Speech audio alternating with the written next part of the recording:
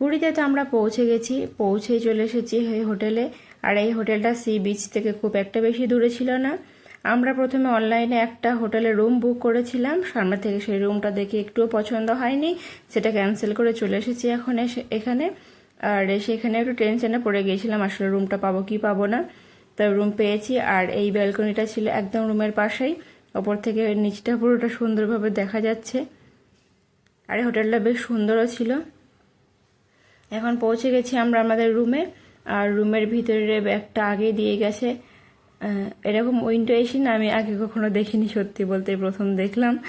তো যাই, হোটেলের রুমগুলোও বেশ ভালো ছিল। এখানে সুন্দর একটা ওয়ার্ড্রপ করে রেখেছে, অনেকটা স্পেস ছিল ওয়ার্ড্রপে, জামা কাপড়গুলো বেশ ভালো রাখা যাবে।